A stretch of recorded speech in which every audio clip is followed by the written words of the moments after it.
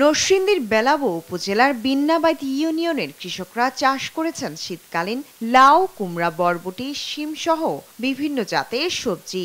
গত 17 নভেম্বর থেকে প্রতি রাতে দুর্বৃত্তরা স্থানীয় কৃষকের জমিতে হামলা চালিয়ে সবজি ক্ষেত নষ্ট করে দিয়েছে।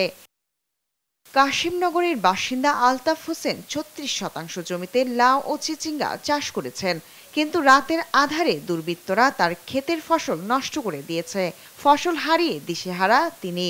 লাউ প্রায় 500 করো এবং আমার ক্ষেত্রে আছে 12 শতাংশ জমিতে।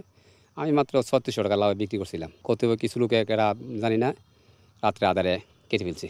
কৃষকরা জানান, ঋণ ও ধার করে এই চাষাবাদ করেছিলেন তারা।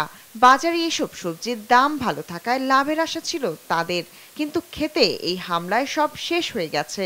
উদ্দেশ্যপ্রণোদিত একটা মহল একটা মহলকে উৎসাহিত করছে, তাদেরকে অর্থের বিনিময়ে কাজটা করা নিয়েছি। এলাকাবাসী জানায়, পূর্ব শত্রুতা বা বিরোধে তাদের একটি ক্ষেত নষ্ট হতে দেখেছে, কিন্তু একের পর এক ক্ষেতের সবজি নষ্ট হওয়ার ঘটনা দেখেনি। অনেক কৃষকের সিম ক্ষেত আর লাউ ক্ষেতের গোড়া কেটে দিছে রাত্রের বেলা। সরকারের কাছে দাবি, যারা এই জমিগুলো কাটছে তারা যদি সরকার কিছু অনুদান দেয়।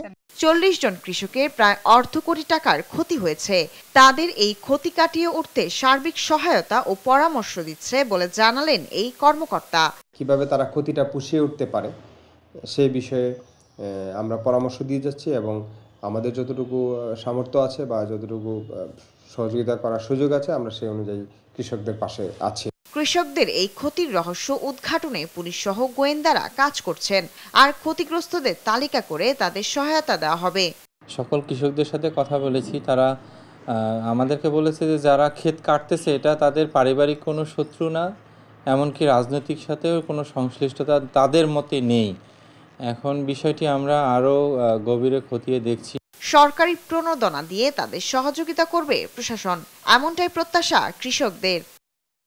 শায়লা খান, নিউজ ডেস্ক, দেশ টিভি।